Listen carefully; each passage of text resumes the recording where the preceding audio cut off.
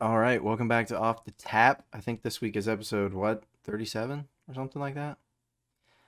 Dude, you ask as if like I can start like a whiteboard in the background that we keep hash marks on, but I'm not keeping up with it. We might have to because I keep forgetting, but I think it's episode 5 of season 2.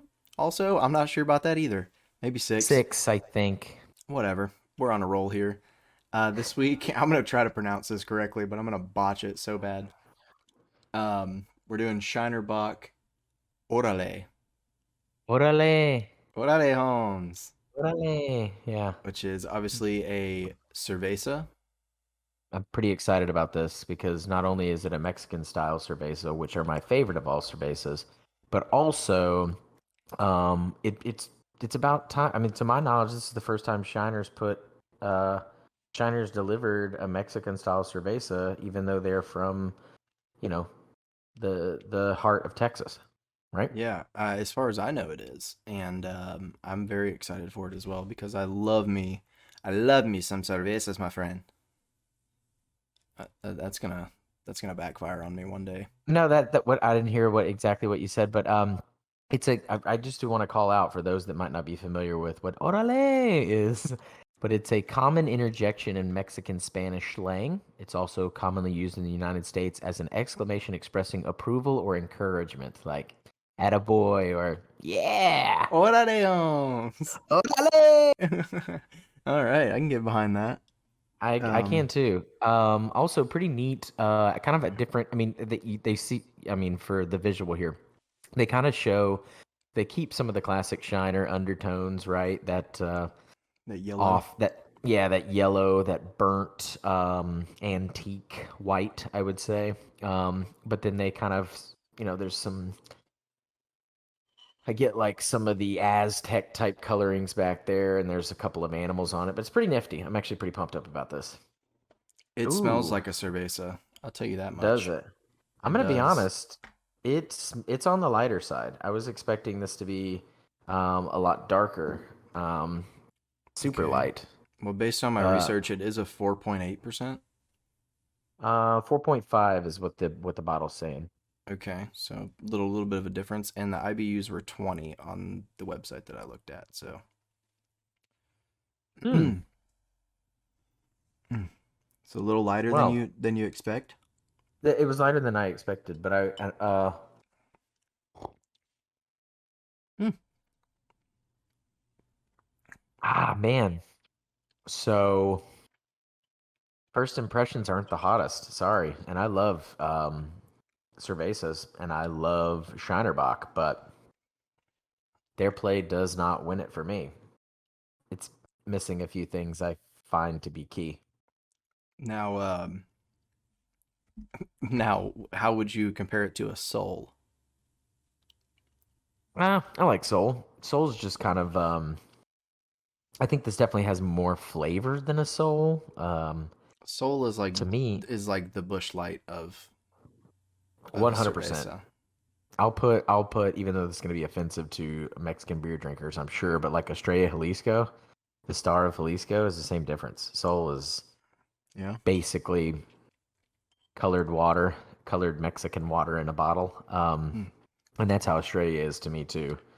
Um, I think we might pretty but different on this rating because I really enjoy this. really, Yeah, okay. like, There's a couple of key elements that I think it's missing for me. what do you got? What do you got for me? What is it missing? Man, I don't know. Maybe it's possibly the ones that I got, but I get that. I know this is gonna be a little graphic, but like when when like oh man, this is gonna make it sound worse than it is, and it's not terrible, but like when beer vomit gets hot, that's what it smells like in the Oh, street or something like that. I know that's oh, terrible, but oh man. that's what I get when I taste it. Is like it's like I don't know, that beer vomit hotness. I don't know. Hmm. I don't know if I get that. If anything, I get more of like you know what I smell is like, when you're cleaning up after a party or like, leave some beers out overnight, Yeah. like specifically beer bottles. and Yeah, you that's just give it a whiff real quick. That's what it smells like to me. okay. I agree, and that I guess that was my way of explaining like beer burp, beer vomit, hot. I just think like Bourbon Street after party smell is what I get from it. You know what I'm saying? And by the way, this is not like obviously I'm still drinking it. Like it's not so grotesque that I'm not going to, but that's what I get from it. Yeah, no, Um, this would be a multiple drinker for me, I think. mm, um, yeah, I mean, obviously I'm gonna drink a couple of them, but I don't. Yeah, I wouldn't seek it out again. I don't know. Maybe I would try it one more time because you know what? I get that. Here's the thing. Ours came from the same six pack, right? So do Yes. you think that maybe it was cold and then warm and then cold again, and that's what's giving us that after party? There should be a term that's coined for that, but like that after party staleness in the bottle that we're getting. It could be. Didn't you have some issues with your beers too? No, I just had the whole Hershey six pack. Just I had three bust in the bottle and then three froze. Mm. Oh God. Yeah. So it was just So the last week's beer. yeah, just last week's beer. Um, But I would say the key element here that it's missing for me that makes any true cerveza a cerveza, in my opinion, is is what I refer to as the theory of corn tortillas. And really what that is that all Mexican beers, whether, it must be some way in the way that they're brewed or I don't know, but all of them have corn tortilla undertones to me, which by the way is my favorite bread of all time. Like if today someone was like, "Hey, you can only eat one bread for the rest of your life or one form of bread for the rest of your life," it would be corn tortilla without like missing a breath. Like I don't need crackers, I don't need white bread, I don't need muffins, I don't need biscuits, cornbread, nothing. Biscuit would be close second, but number one would be corn tortillas. If I could only eat corn tortillas for the rest of my life, that's what I would choose. All Mexican beers to me, if they're a true Mexican style cerveza, should have like a base of corn tortilla taste and then finish very crisp. Most Mexican beers to me are extremely refreshing. I don't know if you feel Yeah, the same. that's the one thing that I do find going against this one is it's not like as crisp as a other like a Corona or uh, even a Dos Equis. Even though I find Dos Equis a little bit darker than like Corona and stuff, but Hmm. it still is a little bit more crisp than this is. But I still think that this has a pretty good flavor personally. Also, I just want to go back really quick. Is a tortilla considered bread? I didn't know I mean, this. I here's the thing. I don't know, but I would say in every culture, this is a true fact. In every culture, there's some version of a sandwich. Okay, right? And even in Okay. the States, like there's a bunch of different variations of the sandwich, right? But like, the Greeks have a falafel. That's a type of sandwich, kind of. We have like A submarine euro? sandwiches. Yeah, the Euro sandwich is another Greek one, right? But that's in Yeah. a pita, right? Yeah, but it's pita bread. Exactly. The naan bread is another form of, I think that's also Mediterranean of sorts. Um, but like everyone, Chinese has a bunch of different fried dumpling, like the dumpling, right? Or fried breads. And in Mexico, like they have a bunch of, like they're known for a lot of their sweet confectionaries um, and their fried breads and like their like pan and stuff like that. But to me, the a true like to the root of a sandwich is a taco or some type of wrap with, some type of street taco. And so if their equivalent of a sandwich to our culture is a taco and they're 90% of the time, at least in Mexico, in a corn tortilla versus a flour, then that makes it equivalent to their bread, I think. Okay. It's also gluten free if you have allergies.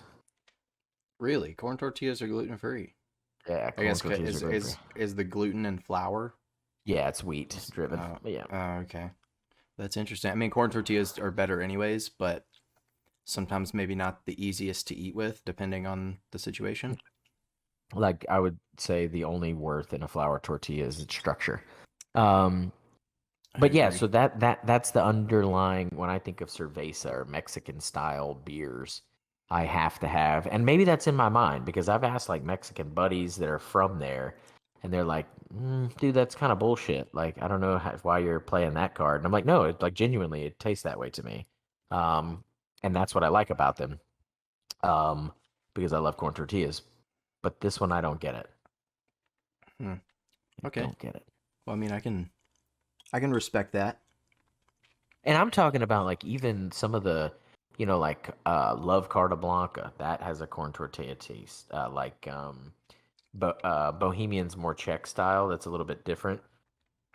But Indio, even all of like the, you know, like Monterey style cervezas, they all corn tortilla undertones. Not just what we import here is what I'm saying. Right. I mean, like I said, man, I love corn tortilla. I can kind of see, like thinking back now, I can kind of see what you're saying though.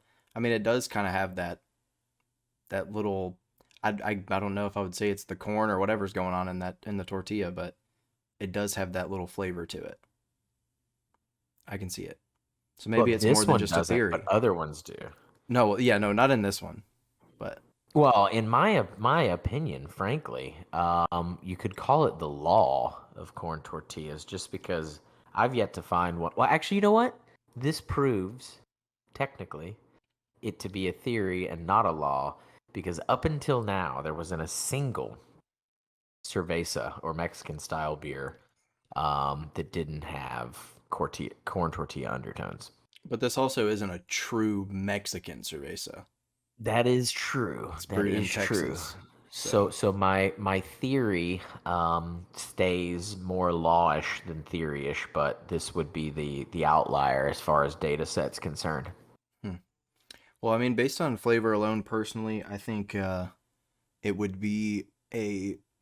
I'm not saying that it's my favorite cerveza I've ever had, or even one of my favorite beers I've ever had, but I think I would scoop again.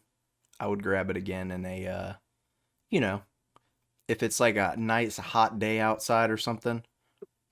So that's the thing. I'm glad you because I was just thinking that. I'm glad you said that because when I think of Mexican style beers, I think they are the epitome. I mean, I love a good Bach. Don't get me wrong. Hot summertime, I love a good Bach. But if I'm talking about hard day's work, refreshing, crisp, finish the day, I think of Mexican cerveza. This one just doesn't quite have that what I think would instantly refresh me and set my day straight. You know what I mean? Right. I can see that. I, it's gonna sound really bad, and might at some point come back to bite me and cancel me in the future, maybe. But you know what I really can see myself doing with this beer? Mm.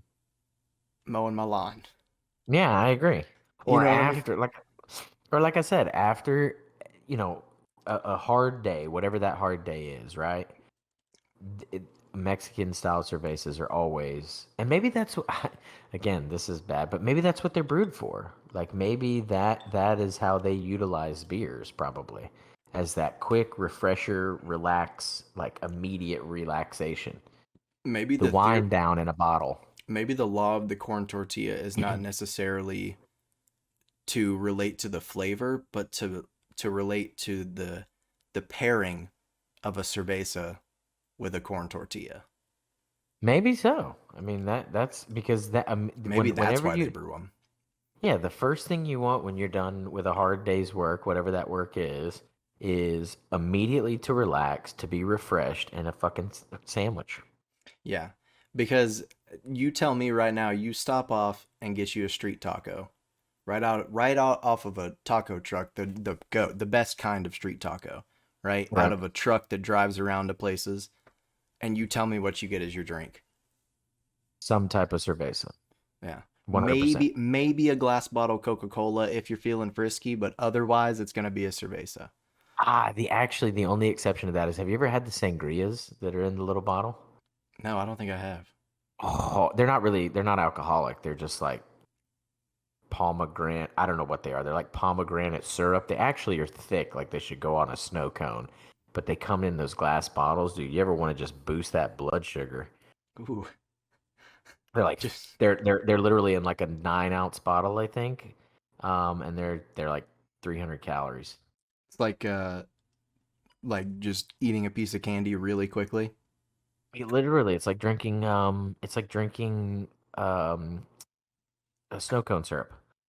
Oh, jeez. I think I'm But good. anyways, I think I'm good yeah, on I that. mean, I like one every now and then, but You know what I noticed really quickly before we move on is I was in Kroger the other day and they sell Haritos, which yeah, I am botching that word very hard. So you're gonna have to. Doritos. They sell them Haritos and them Jardos, but they sell the Haritos in 2 liter bottles now.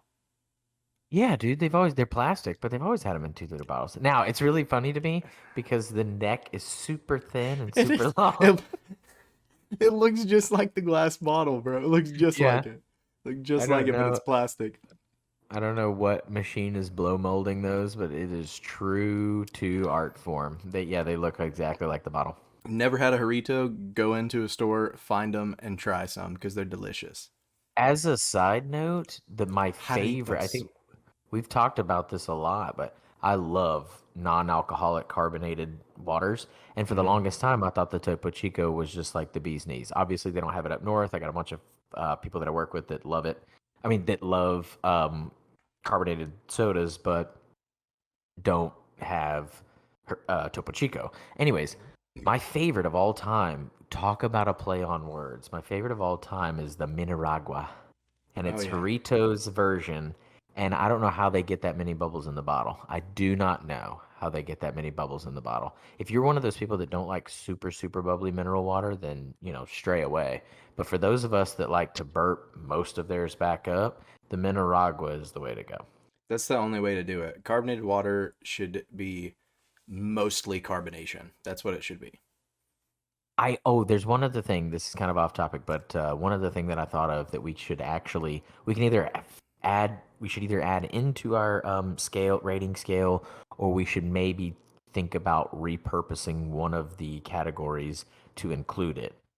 One thing this beer is giving me, which I think is very great for any beer that should be refreshing, right? So your non-darks, your non-stouts, your non-porter, stuff like that is the belch. This has a phenomenal belch, and you wouldn't have thought it based on like the amount of head that it showed. It was kind of pretty poor showing, but the belch is absolutely amazing. Yeah, it is. I'm about halfway through this bottle, and I've been burping pretty much for the past 10 minutes at least. Yeah, I don't know if you've been able to hear it or not. If you have, I apologize, but that's I've been having to take breaks and like peer away from the mic. off to the side, yeah. All right. One thing I did want to talk about with this beer is different Mexican foods. I guess we could do like a tier list type thing, or just list like what our favorite meals or sides and whatnot are. Kind of the same thing like we did with Thanksgiving, but Mexican style. Run it. Run it. Okay. Well, I'll tell you right now, for the past like 3 months, I don't even know if this is necessarily like true Mexican food or not, but dude, burritos, bro. Like I know tacos and stuff are, but this is more like Tex-Mex, I feel like. But I've been killing burritos anytime I get Mexican food. Mm, So just with everything. Everything in it. Everything on it. my thing about, I mean, aren't they like? Don't get me wrong. I know they're not all created equal, but like, I guess for me, a burrito's a burrito to me. Yeah. You know what I mean? Like I've never been like, "Oh my god, this is the best burrito in the world," or "Oh my god, you got to go to X, Y, and Z and get the burrito." Now, I'm not a connoisseur of burritos, but like I don't feel like I've ever had a burrito that was like, "Oh my god, put the burrito on the map for me." You know what I'm saying? Yeah, no. I mean, I've definitely had some that are like better from some certain places.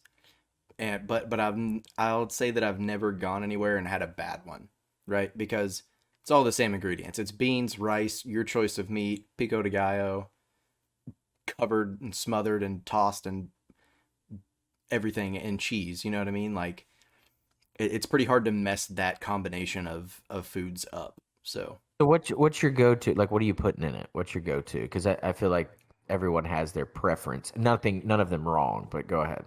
I mean, me personally, I get chicken in mine.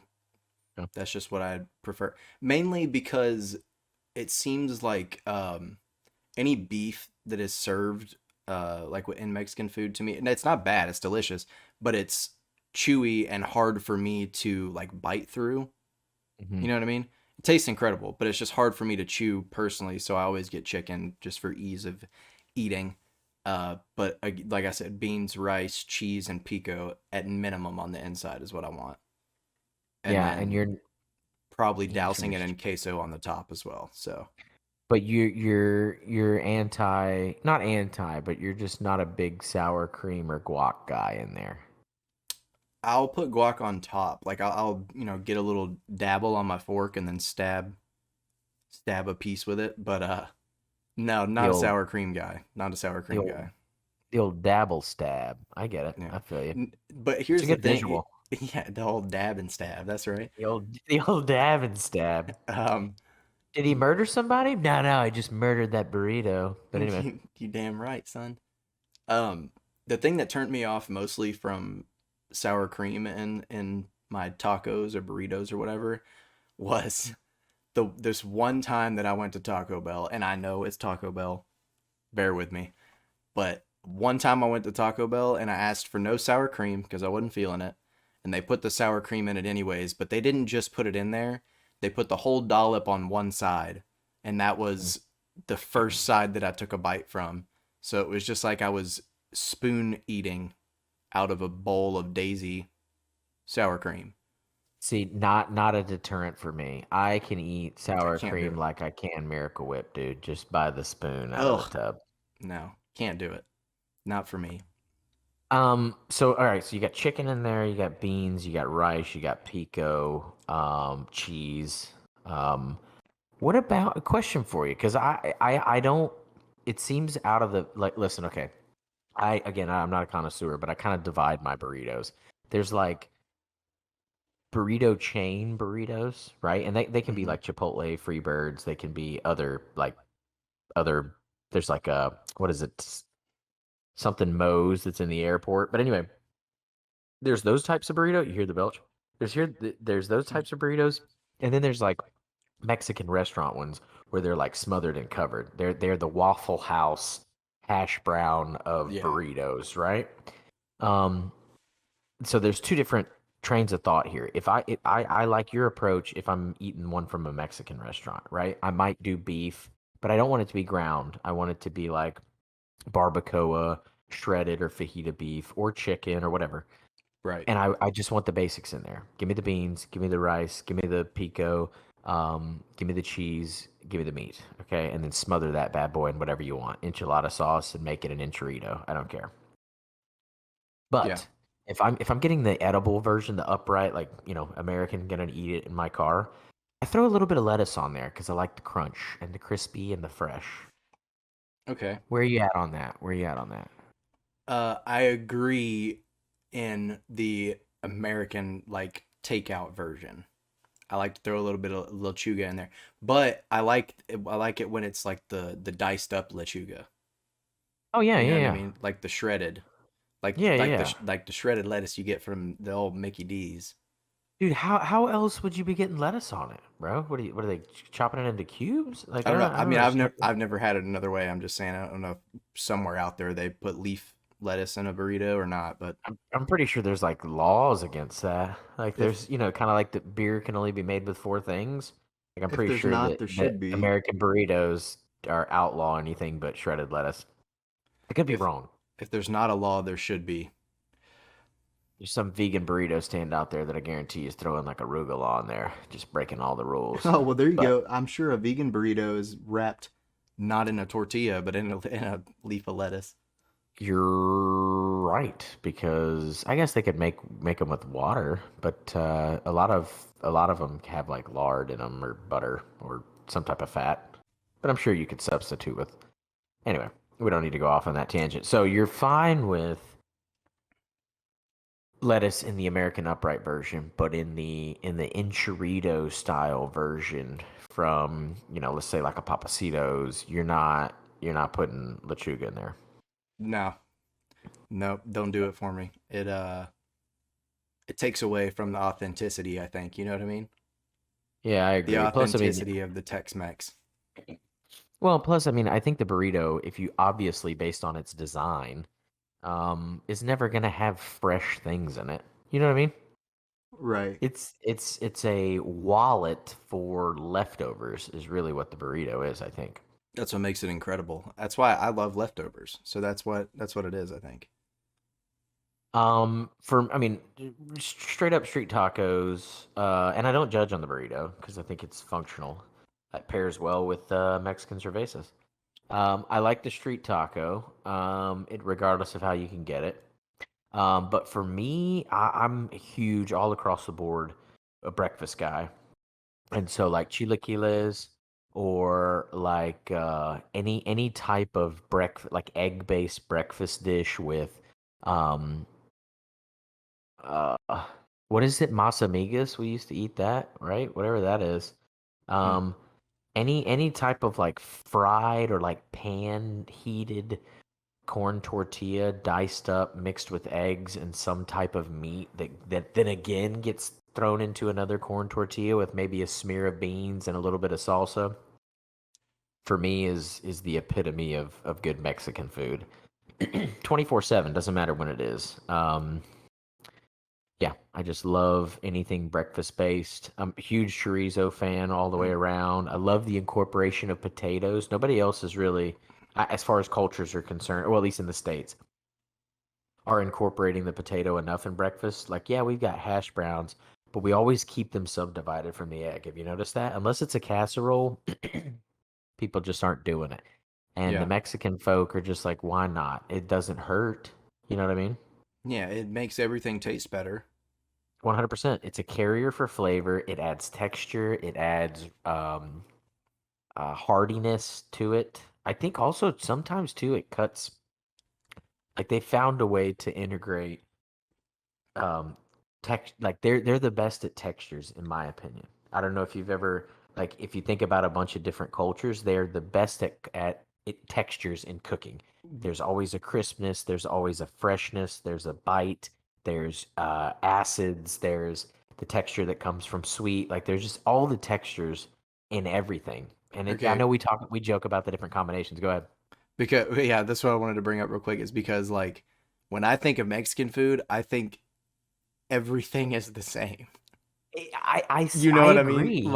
Like beans, like I don't know, it just all seems the same to me. Like the meat, the beans, the cheese, the rice, like it all has a very similar. The rice maybe a little bit not, but and when I'm talking about meat, I'm talking about more or less ground meat than like fajita meat or whatever. But it all has that same texture to me, so that's why I feel like when you put it all in a taco, it just makes sense together. You know what I mean?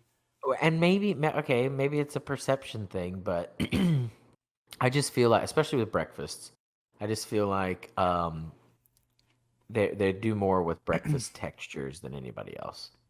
Not let alone flavor, but just textures. Um, I also love that, dude. This is mind blowing to me, and I know that you're saying it's the same stuff, but like, think about a fajita. This is how we do our fajitas, right?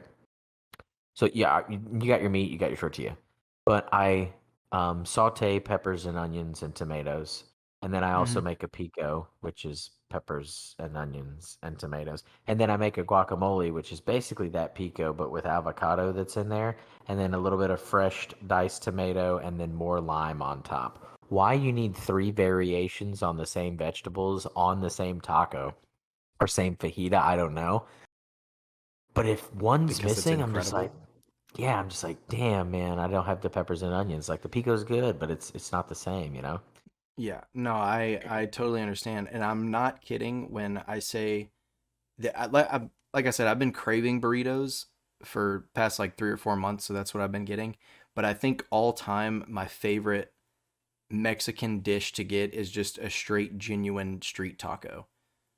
Yeah. I really do because there's nothing like that cubed beef on two tortillas with a little bit of cilantro, some pico, and you just douse it with a lime, baby, and then Yeah, you or just you throw it down. just just nip and squirt. What was your analogy earlier? Dab Yeah, and grab? dab and stab.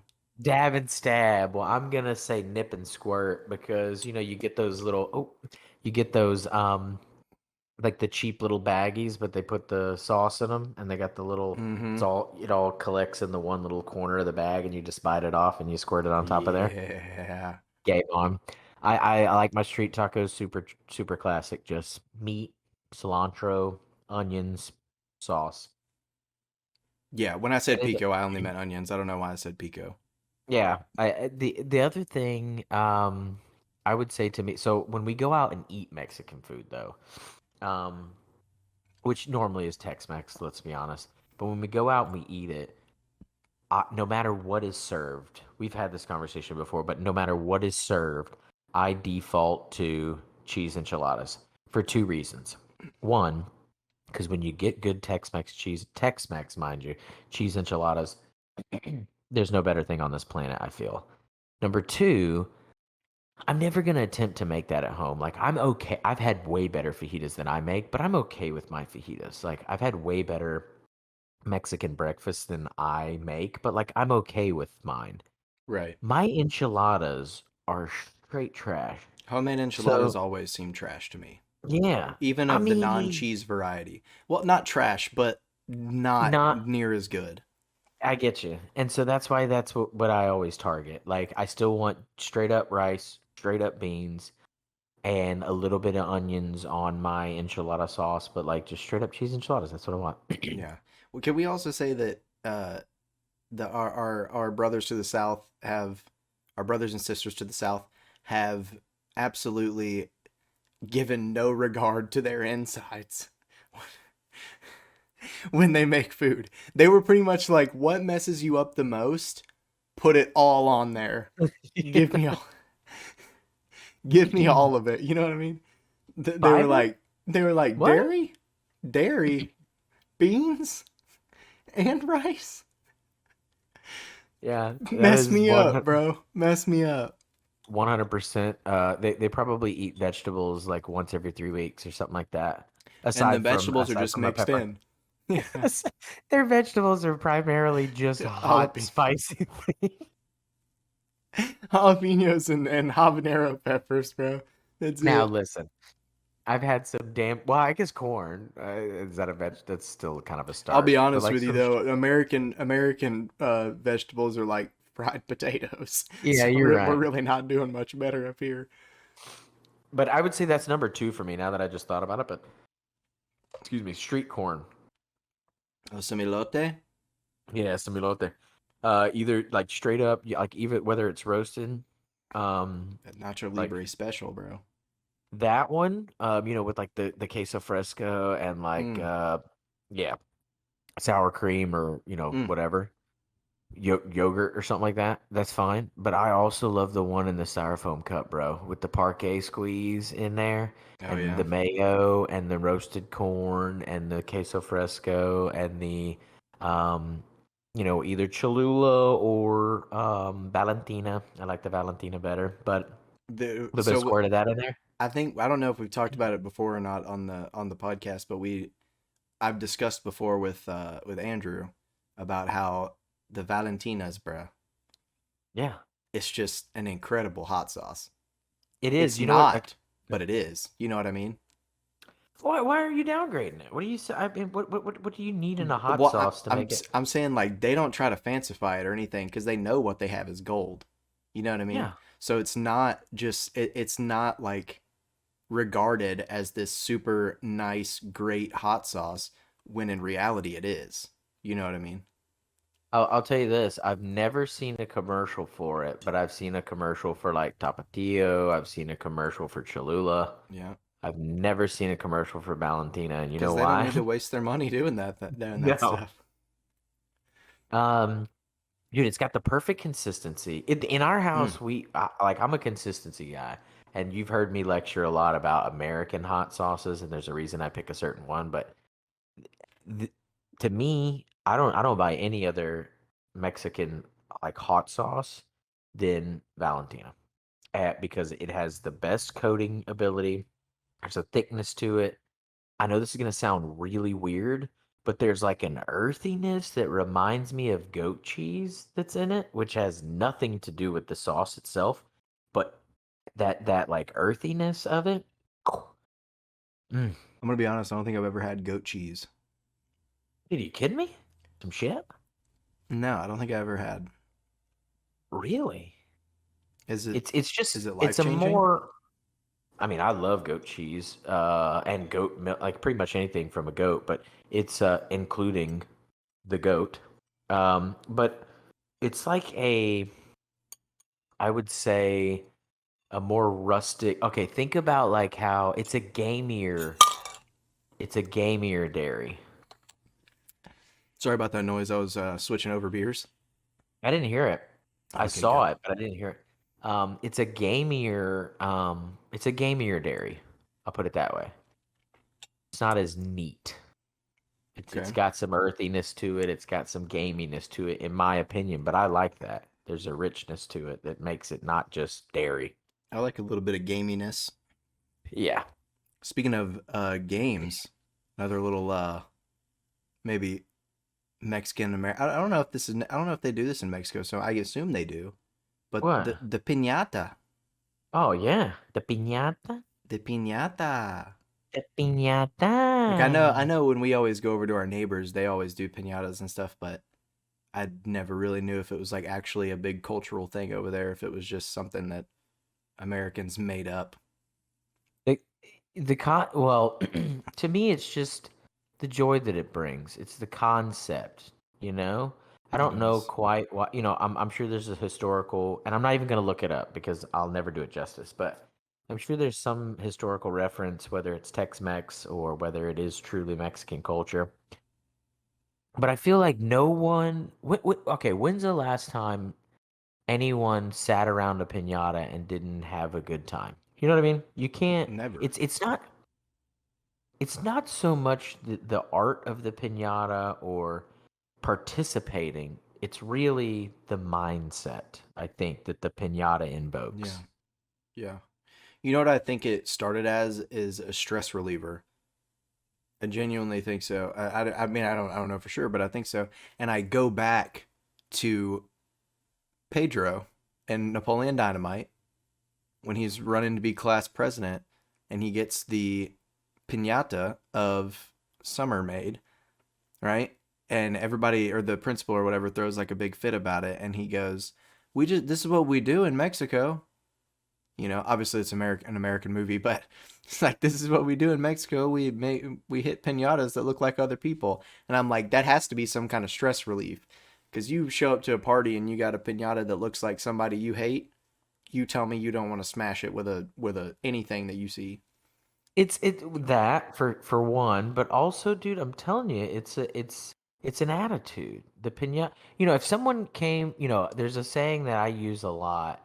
When someone's like, "Hey, there's no way we'll ever do that," and I'm like, "Not with that attitude, right?" Even though it is Yeah. physically impossible, but it's really the attitude of the atmosphere and the mindset when you're really enjoying a piñata. You know what Yeah. I mean? It's essentially the we can do anything mindset because of a pinata. It's the Akuna Matata of the states, right? The The Acuna pinata, Pinata, yes, the Akuna Pinata. the Ooh, that's Pinatitude. a yes, the pinata too. That's a better one. There you Not go. the I mean the I love Akuna Pinata too because that's even That's good. That's that's even pretty better. good too. But yeah, it's the pinatitude. If more people just approach life with pinatitude, then Right. we would overcome so much more. Yeah. I No one's agree. ever intimidated. I mean, no one's intimidated about a pinata. It always results in something great for the most part. Yeah, somebody gets hit or something like that, but other than that, Yeah, but it's it's never about the bad. friends we made along the way. You know what 100%. I mean? Somebody has to. It's not a good party with a pinata if somebody doesn't get hit. I would agree. Somebody Or has to or take one just with it for the team, you know? or just absolutely embarrassed, bro. Like Yeah, somebody you who's didn't do really any damage, bro? Come on. it's you got the old school uncle just working the shit out of that rope, and like that small, like 7-year-old child or whatever is it cannot hit it to save his life, and rather than let them win, that uncle's like, no, bro, this is life. I'm No. teaching him a lesson at This this is the point. life lesson, yeah. you either hit it because you got good enough, or you take the blindfold off and sit your ass down, wait your turn again. And there's a Yeah. chance, based on everyone else here that's got the right piñatitude, that you're not getting back up. You're not going to be able to swing at this bad boy again. You know what else is pretty sketchy about it? Is that yeah, it's, you get blindfolded and everything, which is also super sketchy, but how many times have you watched a Major League Baseball player swing at a ball and miss and the bat just goes flying? Now That imagine if that baseball player was blindfolded and had no idea where the ball was or what it was doing and was just blind swinging. How many times that bat would slip out?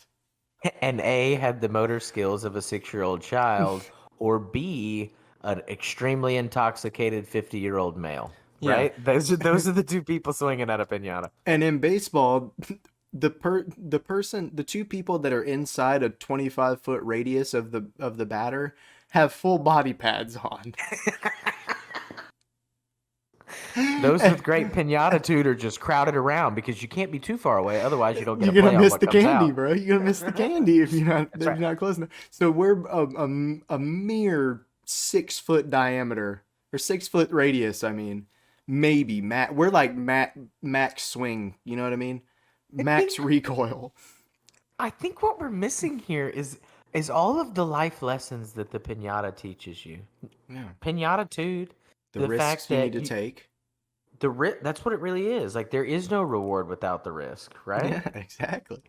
Sometimes you got to stare death in the well, maybe not death, but severe bodily injury. You gotta just Well, it face it head depends on on. what they're swinging with, man.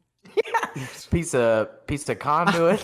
I, I mean, dude, whenever we were younger, we would swing an aluminum baseball bat, bro. Well, One or of just those whatever. catches your temple, your lights out, son. I'm telling you, just what is that? A piece of rigid conduit with a coupler on the end? Like, that's what's getting swung. And of course, Is that the stainless length of, steel? What is that? the length of the bat doesn't change. Piece of Is that a T rebar? post, yeah, T post, some rebar. The the length of the bat doesn't change per batter either, right? So you've got a No. 6-year-old using a damn Swinging a T 34 post. inch. Yeah. And then you've also got the uncle that's intoxicated. The other lesson is that certain professions you can be phenomenal at the more you've had to drink, and that's working a piñata. That's I one don't of know them, if yeah. people are doing that That's professionally, but that's one of those where like the level of drunkenness that you get, like the more drunk you get, the better you get until you black out and then you get really bad.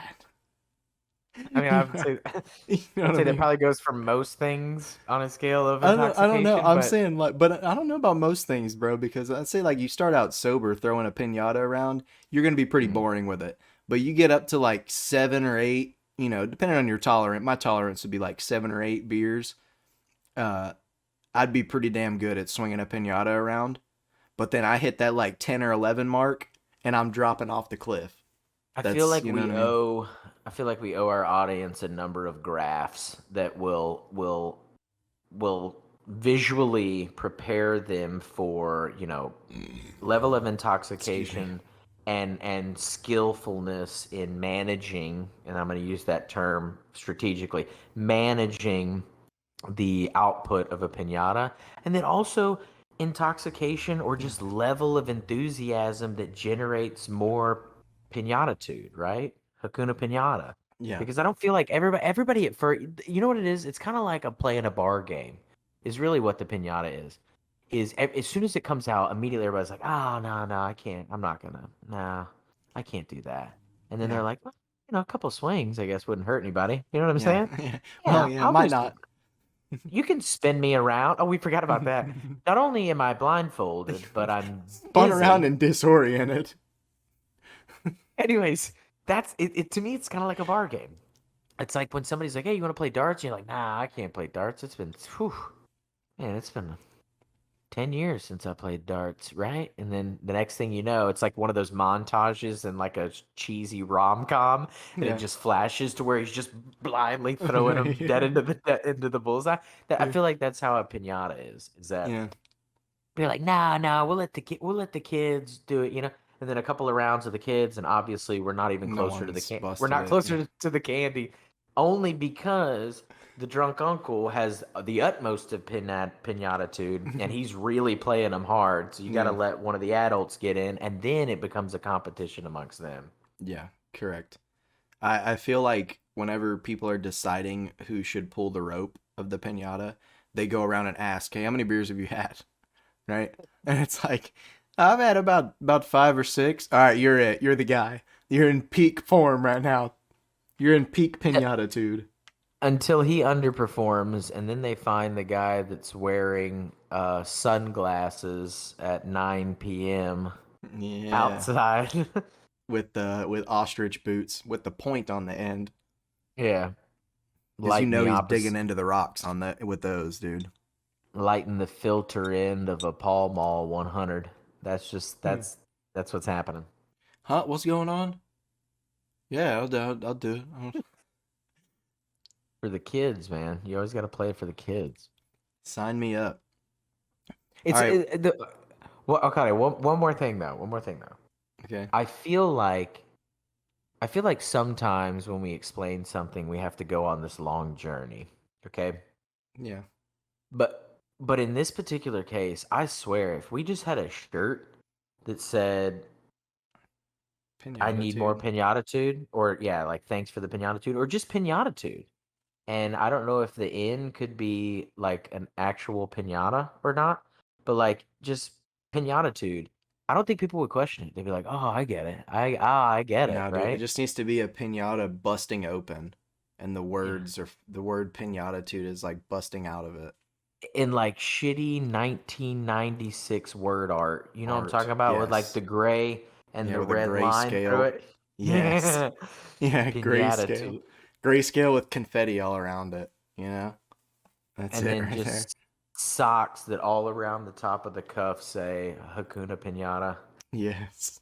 Dude, I mean, listen, we Yes. don't have merch up for this Christmas, but just you wait. Just you wait. All right, so we've gotten to the post Thanksgiving time of the year where it's time to put up the Christmas lights and get festive, right? Yep.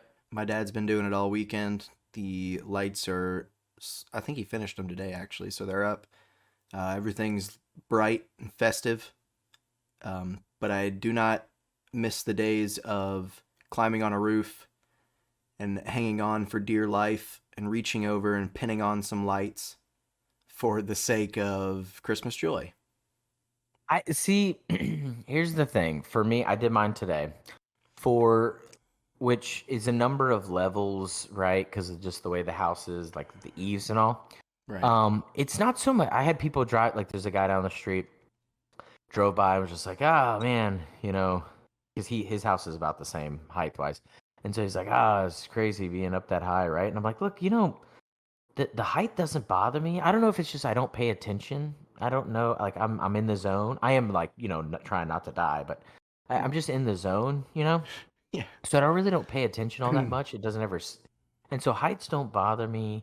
They're like, oh, it's a lot of work, and you're right, it is a lot of work. Also, I hate when like you're on the ground. This happens all the time. You're on the ground. You're extremely well prepared. You're like, oh, yeah, I got I got pliers in my back because I was having to like splice cords and stuff together. So I was like, all Mm. right, I got pliers in the back. All right, I got some electrical tape, some all my clips. And then you get up there, and as soon as you get up there, you're like, ah, damn it, Damn. yeah, Forgot the clips. yeah, I Forgot forgot the clip. Um, so, anyways, the. it's so and it is like labor intensive, obviously, because you are like straining and pulling and climbing and all that. But for me, man, it's the heat.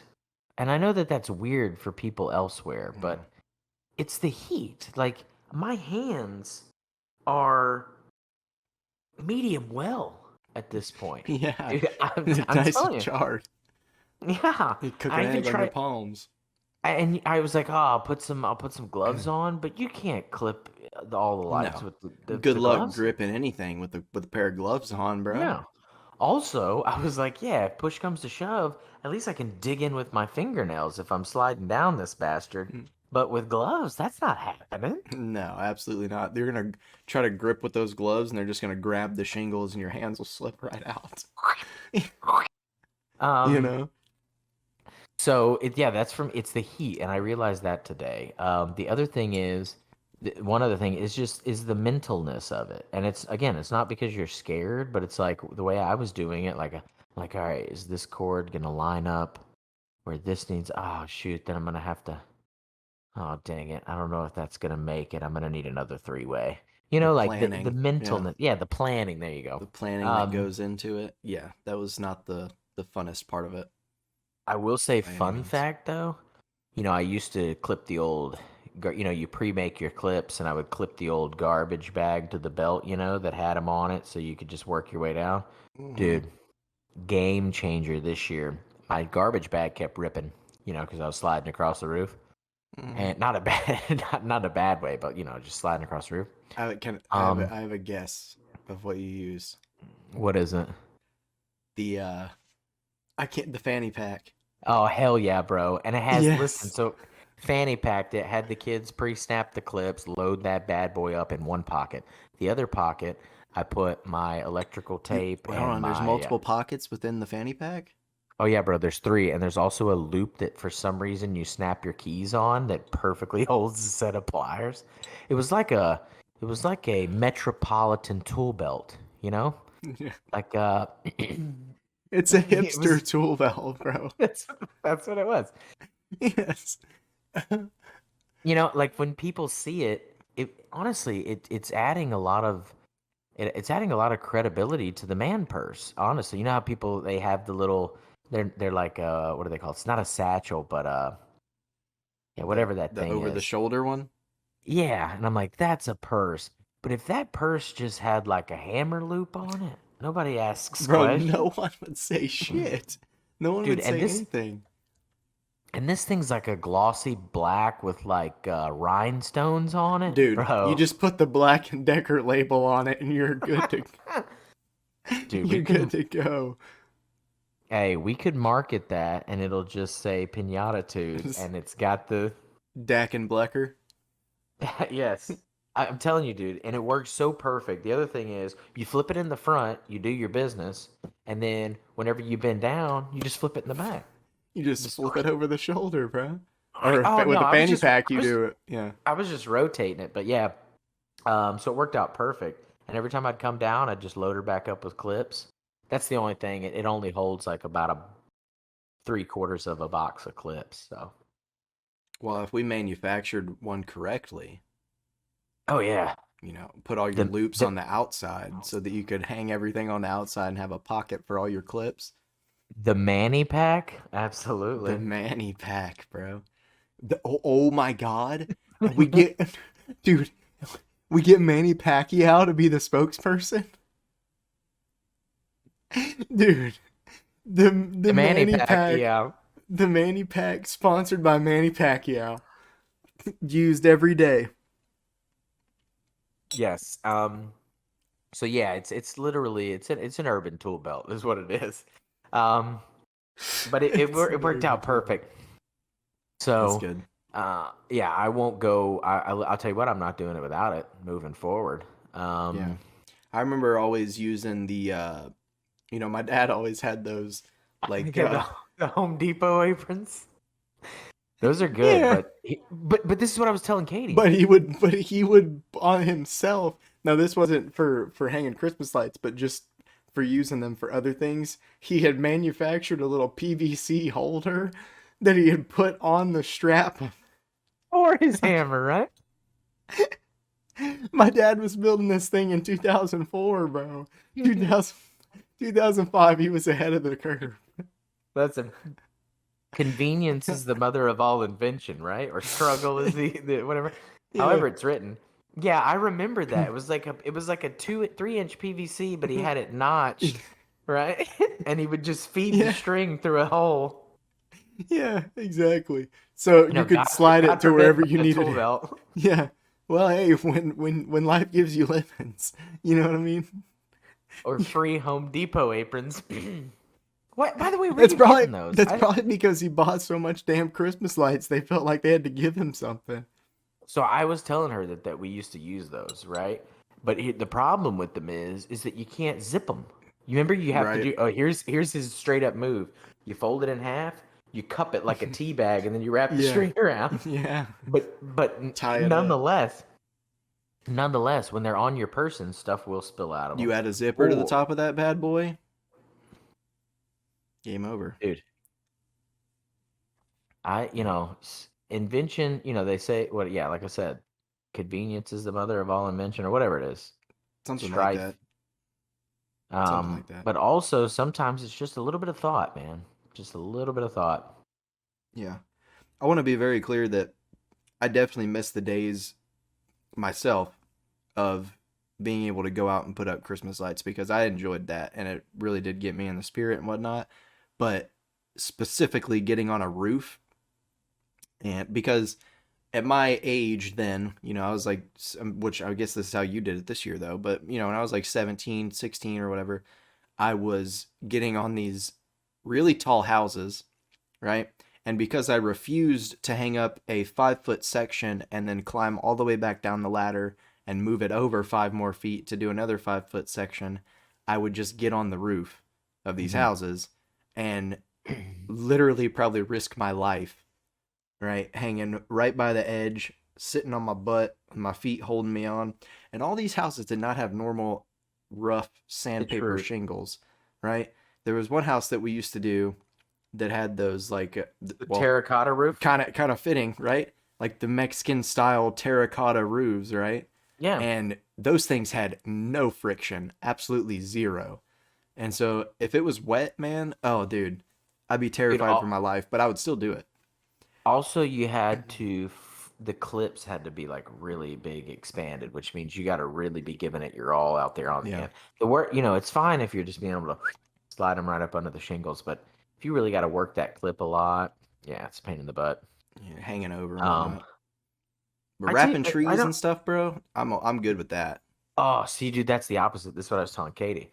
I would much rather do all of the roof work, whether it's moving the ladder, whether it's Oh whatever. no, dude.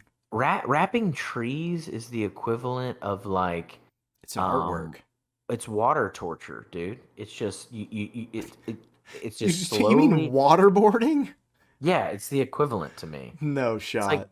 dude, it's like working a shovel forever. I just feel like you do it, you do it, you do it, and you never feel like, even though obviously you get done at some point, I just never felt accomplished. I'm like, I've been wrapping this effing branch or tree or whatever. Like we wrap the posts out front of the house, and like all I can do is look at them and go, It's not. It doesn't even look good. It doesn't even. Oh man, I disagree. It's an artwork, dude. It Gotta is. I get. mean, it looks amazing when it's done, but I just hate doing it. I would much rather dangle from a 80-foot roof gutter, I tell you hoping what, it for the makes you feel best. like more of a man and more of an American. What, dangling from a roof or Yeah, wrapping trees? no, dangling from a roof, risking your everything to put up these commercialized lights. Not when I know I can accomplish that same lesson with a little bit of pinata action. Yeah, But that's true. anyways, um, That's you're true. right. I would just much rather do the roof stuff than I would wrap the trees. Or it's just like wreaths. Like we hung wreaths on a bunch of the windows. Mm. Ah, I yeah. hate wrapping wreaths with lights. So I didn't even light them. It's just the wreath up there. Because I Um, actually do like that, dude. Think about this. This is if we're talking about I Christmas love the lights. way they Or, look, but yeah, dude. I think the underplay, like people do all kinds of stuff with lights. They wrap poles, they wrap trees. We have the classic, old school lights on the house. Um, but not a lot of people are doing any decorating that is like great during the day. Like I don't remember what house it was, but like that there was I think it was, I don't know, it was one of the houses. It just had this massive, beautiful, like not wreath, but like garland with yeah. like all this stuff that just went over this massive picture windows and this massive doorway. And like at night, it wasn't even lit at night. But during the Mm-hmm. day, it was just breathtaking, man. It was like it was the lining of Santa's sleigh, but on a door, essentially. You know what I Yeah. mean? Is the way I thought of it. No one's doing daytime Christmas. They're all setting up for No, nighttime Christmas. 100%. And so we threw the wreaths out, and she's got some other stuff, some garlands and stuff that we're gonna put on the banisters or what out there or whatever the railings, um, Mm, just for some daytime stuff. Because I don't think anybody's doing any daytime stuff anymore. yeah. It's when the lights go out, the spirit comes out for a lot of people, and that's just not how it should be. That's It that's should a very good analogy. Does it that should be come a from should be something? a daytime thing. I I think don't that know. was. I'm gonna say I I think it made was it up. I think it was a Journey song, but yeah, nonetheless. No, well, I don't. It was very similar to a Journey song, maybe. Yeah, I'll Google it later. It's whatever. Let's check it out. I mean, when the lights go out, something like that in the city. But all right, we are getting to the end of this episode. Yeah, let's sum it up. I forgot to look at. um, Uh, I can give okay. my points here. I'm gonna make one change. Actually, I made the wrong change. So we're probably gonna be pretty different on this, but for for entry, I have a 4 over here. Okay. For aftertaste, I have a 4 as well. For body, I have a 3. For color, I have a 4. For bitterness, I have a 5 because I don't think it was too bitter for a cerveza. Acidity, I have a 5 as well. And fizz, I had a 2. I was a little underwhelmed with the Okay. fizz portion of it. All right. So I just thought about it. I know earlier I talked a little bit about how we need to incorporate the belch. Yeah. Um, this is what I struggle with. Where does it go? I don't think we should recreate. We shouldn't add it as a category. I think it should be either in body or it should be in fizz. What's your Mm, feelings? And if that's the I case, I feel need like to adjust. fizz would make more sense for that, but I would have to give it a little bit of a bump if I did that. So I included it in fizz in this go round. So I'm glad that we agreed. But I could also see someone make an argument for body. Well, body for me, well, I mean, I don't know. We're still kind of learning this whole thing, but body for me is more of a flavor thing. Okay. That's what I've been using it as, anyways. Fizz is more of like the mouth feel or whatnot, like you know, the bubbliness of it, I guess. Ooh, this might be my worst rating yet. But for entry, based on Mexican cervezas, obviously. Yeah. So on entry, I have a 2. Okay. It's that day old stale. We exhaustively talked about it. Aftertaste, I have a 1 because it doesn't get better. Uh, it actually goes downhill for me. Body, I have a 3, and I think it's because that could even be a 4 easily. Color, I have a 2. I told you it's too light. It doesn't have the smokiness color or you know. Anyways, bitterness, I have a 2. I feel like it needed to be more bitter. For acidity, I have a 1. I told you it doesn't have between bitterness and acidity. You can slice it however you want. It doesn't have that crisp, refreshing at the end. Now for fizz, I have a 5. So it's not the most refreshing, the best burp I've ever had, which we won't joke about where that comes from because it's the world's shittiest beer. But for me, it doesn't create the perfect belch, but damn, it's pretty close. So overall, I have it coming in at a 16. Woo. Yeah. Mine came in at a 29. So we were pretty Ooh, different on that. Um, really? yeah. Uh, Again, I You don't know, think it's, I mean, I was comparing mine to a Corona, I guess, and it okay. was pretty close in a lot of the categories to me. I would have to maybe drink them side by side, I, but I'm not a huge. I mean, I'm not anti-Corona. I'm not a huge Corona fan. It's fine if it's there, but I would say these are completely different beers. there's a differentness to them. I can get behind that. Um, how do you feel about? So two things I want to say. How would we always say this and at the beginning or at the end or whatever. Drinkability again. You would bite off more of this to chew. I would. If this was like I don't know how often I would buy it necessarily, because like I said, it's not like one of my favorite beers I've ever had. I think it's a solid beer. If you like cervezas, go try it. You never know. Um, but I might pick it up again at some point if I roll across it and I'm feeling in the mood for it. I think. I think I can drink a lot of them in one sitting. Oh yeah. Like it's re-drinkable for me. I don't if it. So I'm gonna say this. I have to pick up another six pack just because I feel like for some reason I've never had this before in my life, but I feel like this is not a true testament to it for some reason. Like Something I get it. happened in the buying process. What you're I saying? do think so. I do think so. Okay. Or in the shipping process or before we got it. I could be wrong. And if I'm wrong, so that leads me to my next statement. If I'm wrong, then I will not seek it out. And unless it's the only thing left floating in an ice chest, probably wouldn't go after it again. Um, but I got to give it another go just to see. I feel that. I feel that. I respect it, anyways. You know, Yeah. don't agree with it, but I respect it. But all right, we are at the end of the episode, so don't forget to follow us on socials on Twitter at Off the Tap Pod and on Instagram at Off the Tap Podcast. There's an old ancient saying that says, where there's smoke, there's fire. And I'll leave you with this: where there's fear, fizz, there's belch.